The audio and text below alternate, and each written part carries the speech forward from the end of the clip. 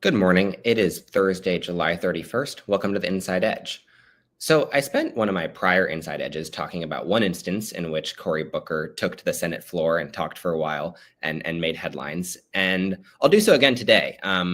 Obviously, the first instance was when Booker gave his 25-hour marathon anti-Trump speech.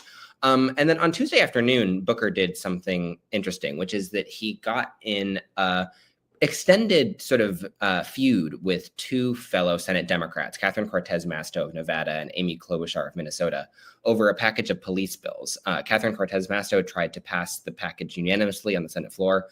Booker objected. He tried to add an amendment to the bills. The amendment was rejected, and then he blocked passage from there. And he said that his issue was not with the bills really themselves, but with the fact he accused the Trump administration of withholding police funds and other funds from blue states like New Jersey, sort of as retaliation for them not supporting the president, not going along with his immigration and deportation agenda.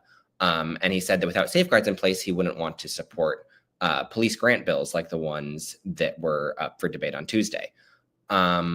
I would recommend, if you haven't, to go and watch the whole exchange. It's actually really interesting. A lot of moments in Washington are pretty scripted. This feels genuinely unscripted and like there's some real emotions behind it. And it's interesting to watch, Booker's arguments for why he would block this package, and Cortez Masto and Klobuchar's arguments as to why that's a foolish move. I kind of look at this three ways. One way is policy based. This is a genuine policy dispute. Booker says, it's not in the interest of Senate Democrats to pursue this kind of bipartisan legislating if they think that the Trump administration is ultimately going to undercut it and kneecap them. And if on other issues, Senate Republicans are just going to sort of forge ahead with a pretty partisan legislative agenda. And Cortez Masto kind of responded, sure, we can have that discussion, but ultimately no one benefits from blocking this particular package of bills. And a package of bills that Booker would ostensibly support. He was a co-sponsor on one of the bills. Part of it, I think, inevitably is personal. I don't pretend to know the exact interpersonal relationships at play here, but, Booker and Klobuchar both ran for president in 2020. Maybe less well known, they both kind of jockeyed for the same Senate leadership position in the Democratic caucus at the end of last year. Klobuchar ended up winning the number 3 spot in the caucus, and Booker got the number 4 spot. Booker and Cortez Masto also have a little bit of history when it comes to New Jersey judicial nominees. Cortez Masto was one of a critical handful of Democratic senators who blocked one of Biden's appointees to the Third Circuit Court of Appeals. A few hours after this whole fight happened on Tuesday afternoon, Trump's nominee for that same seat, which never ended up getting filled under Biden, Emil Bove, was confirmed. So that was sort of a disaster for Booker and for Democrats on that court. And it's something that had its origins in a decision that Cortez Masto and a couple of other senators made. And then the third thing to talk about here, I think, is just the politics of it.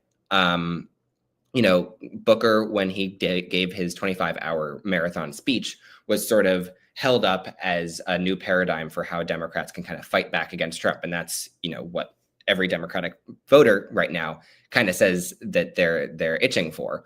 But all these Democrats have to sort of test the boundaries of what exactly that looks like. So Booker found one way to do that with his marathon speech. I'm curious how, for any voter who watches the exchange on Tuesday, how they'll react to an intra-party fight. Does Booker get the same kind of credit for taking the fight to two fellow Democrats? His dispute really was with the Trump administration, but the actual fight was with two fellow Democrats. So how does that play? I think that this sort of has implications for looking ahead to 2026, when there's going to be inevitably a wave of primaries against Democratic incumbents, especially older Democratic incumbents. How do voters react to that? Do they see that as, sort of a valid use of their time? Do they see that as a way of fighting back further against Trump, or do they see that as a distraction? How do intra-Democratic battles play out for voters who are looking for the broader fight against Trump to be more effective? I think that's an internal dispute that Democrats are sort of constantly working through, and maybe one that Booker is working through more publicly than just about anyone else. So been talking for a while now. That's all I got. Happy Thursday.